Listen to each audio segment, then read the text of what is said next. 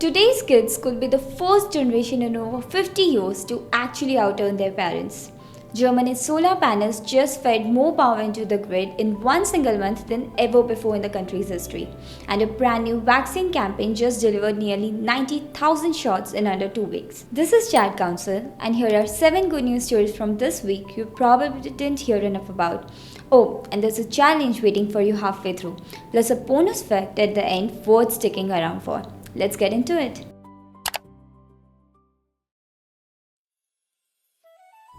What if the reason your paycheck feels small isn't bad luck? It's just bad timing, and the timing is about to flip. Demographers say kids born in the 2020s could be the first generation since the early 1970s to genuinely outearn their parents. Why? The math is brutally simple. For the first time in over a century, more people are said to leave the workforce than young people entering it. Fewer workers chasing the same jobs usually means better pay. States like North Dakota are already living this future, with twice as many job openings as job seekers. Bonus twist: with fewer young families needing homes, some economists think housing could actually get cheaper too. Not everyone's convinced. Similar prediction flopped back in the 90s, but this time the numbers are already locked in.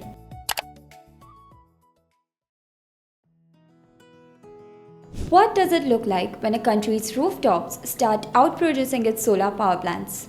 In July, Germany's solar panels fed a record-breaking of 12 billion kilowatt-hours into the public power grid, the most ever recorded in a single month. At peak midday output, solar power alone was pumping out more than 40,000 megawatts, roughly equal to over 40 full-size nuclear plants running at once.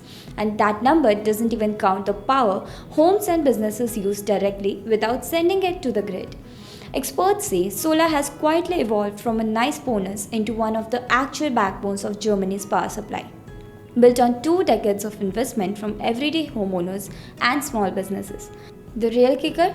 Much of what people call a solar subsidy barely exists anymore for new panels. It's mostly old contracts from the early 2010s, and those start expiring in 2030.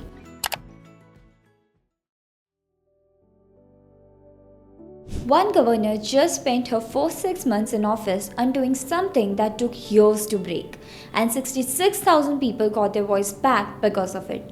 Virginia's new governor, Abigail Spanberger, had restored voting rights to more than 66,000 people with past felony convictions in just their first 6 months in office. That means they can now vote, serve on juries, and even run for office. Virginia is one of only 3 states where a felony conviction strips your rights for life unless the governor personally steps in, a rule that tracks back to Jim Crow era voter suppression laws from 1901. The previous administration had slowed the process to a crawl. This one reopened outreach and cut unnecessary red tape. And in November, voters get to decide whether to end the guesswork for good, with a ballot measure that would make right restoration automatic. Quick question before the next one. How many passengers can India's brand new hydrogen-powered train carry in a single trip? Drop your guess in the comments right now. You'll find out very soon.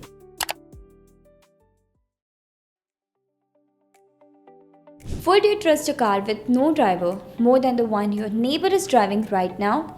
A brand new independent safety study just crunched 3 years of federal crash data on Waymo's robotaxis, and the numbers are wild. Across 50 million self-driven miles, Waymo logged 1.28 crashes per million miles compared to 4.06 for human drivers. That's a 68% lower crash rate even after researchers stripped out minor fender benders that humans usually never bother reporting. The tech doesn't get tired, distracted, or drunk. It just watches the road constantly. And this isn't a one-city fluke. The pattern held strong across Phoenix, San Francisco, and LA, Waymo's most established markets, proving driverless safety isn't a fluke, it's a trend.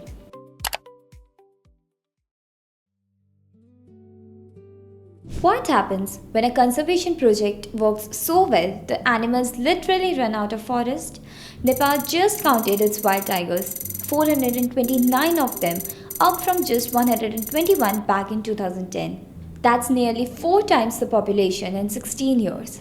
Thanks to relentless anti-poaching work and local communities protecting their own forests, Chitwan National Park alone now holds 145 tigers. But here's the twist.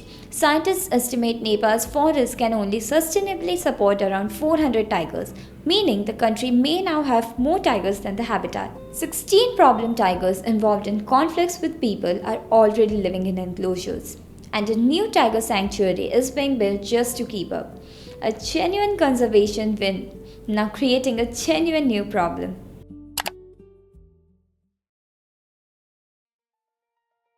What if the disease that hits first year university students 7 times harder than anyone else finally had a real answer?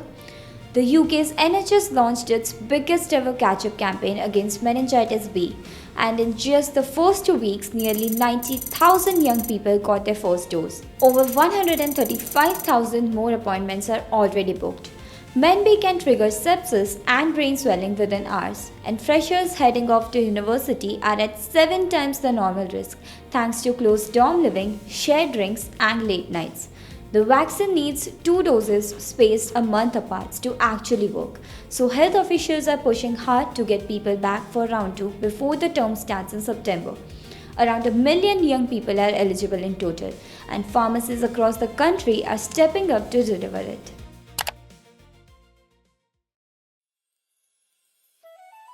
What does clean rail travel actually look like when the only thing coming out of the exhaust is water vapor? India just launched its first domestically built hydrogen powered train, the Namo Green Rail, running in the northern state of Haryana. It's got 2 hydrogen powered engine cars and 8 passenger coaches. Its speeds up to 75 km per hour and can carry up to 2,600 people at once. Instead of diesel exhaust, hydrogen fuel cells combine hydrogen and oxygen to make electricity, releasing nothing but water vapor. It's a pilot project for now, complete with its own hydrogen storage and refueling setup, built to test whether the tech can scale across routes that aren't fully electrified. It's one more piece of India's push towards net zero emissions by 2070. One more thing before you go. Out of today's 7 stories, which one restored your faith in humanity the most? Comment the number 1 through 7. And if you want good news between episodes too, we are now posting daily drops on our Instagram @ChatCouncil. Come find us there. And those were 7 reasons the world got a little brighter this week. If this earned even a small smile or a spark of hope, hit subscribe. We round up the good stuff every single week. And for making it all the way to the end, here's your reward. Today's cute picture. See you next week.